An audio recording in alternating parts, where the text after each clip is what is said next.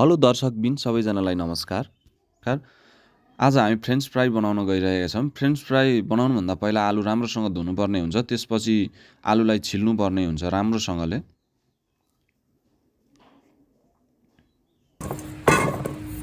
र एउटा बलमा हाल्नु होला। यसलाई फेरि एकचोटि धुनुपर्ने हुन्छ।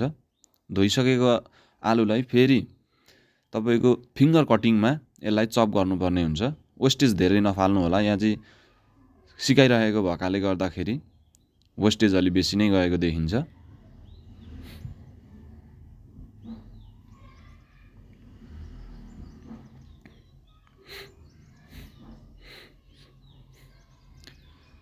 अब हामी चप गरिसकेको आलुलाई एउटा बलमा हाल्नेछौँ।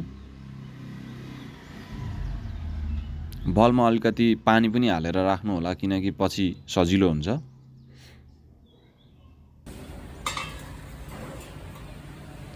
त्यसपछि हामी एउटा प्यानमा पानी 2.5 लिटर जति तताउनेछौँ।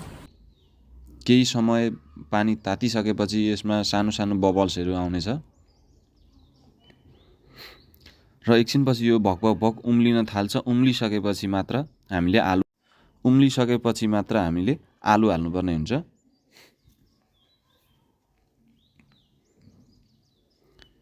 र यसलाई केही बेरसम्म हामीले चलाउनु हुँदैन र बेला बेलामा अलि पछि पानी उम्लिन थालिसकेपछि यसलाई तलमाथि गरिरहनु पर्ने हुन्छ, नत्र एक साइड मात्रै रातो भएर बस्ने हुन्छ, पछि एक साइड मात्रै पाकेको हुन्छ। र यसलाई अलि भक उम्लिन दिनुपर्ने हुन्छ। धेरै ठुलो आगोमा पकाउनु हुँदैन, यसलाई मिडियम साइजको आगोमा पकाउनु पर्ने हुन्छ। 3-4 मिनट, करिब धेरैमा भनेको 4 मिनट नत्र 3 मिनटसम्म यसलाई हामीले बोइलिङ गर्नुपर्ने हुन्छ पानीमा। त्यसपछि हामी यसलाई बोइलिङ भइसकेको आलुलाई झिक्नेछौँ।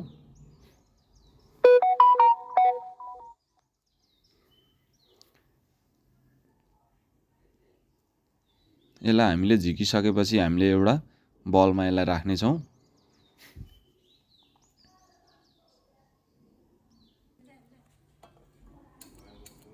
र हामीले प्यानमा फेरि अब 1 लिटर जति तेल हामीले हाल्नेछौँ।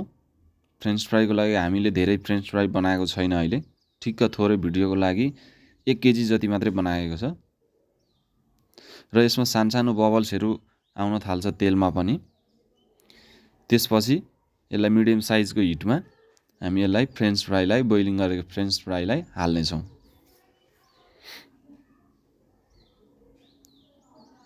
हामीले यसमा सबै फ्रेन्च फ्राई हालिसकेपछि यसलाई अब बेला बेलामा तलमाथि गरिरहनु पर्ने हुन्छ। एकछिनमा यसलाई जतिखेरै चलाइरहनु हुँदैन, किनकि यो टुक्रिने समस्या हुन्छ। हामीले तलमाथि चलाएनौँ भने एकतिर पाक्छ, एकतिर नपाक्ने पनि समस्या हुनसक्छ। यो कुरो विचार गर्नुपर्छ। धेरै ठुलो आगो लाएर पकाउनु हुँदैन यसलाई। फ्रेन्च फ्राई बनाउँदाखेरि धेरै कुरामा ध्यान दिइरहनु पर्ने हुन्छ।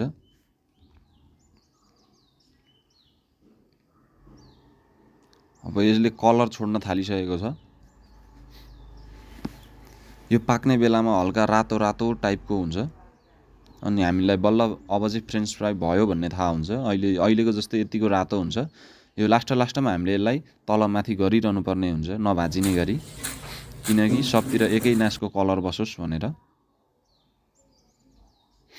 र हामी यसलाई पहिला टेबलमा छुट्टै झिक्नेछौँ।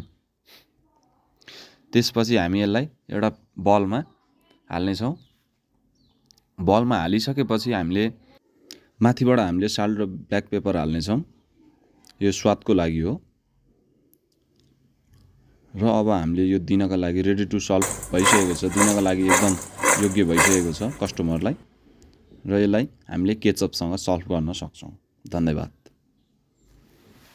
तपाईलाई कस्तो लाग्यो लाइक, कमेन्ट, सेयर गर्न नबिर्सिनु होला।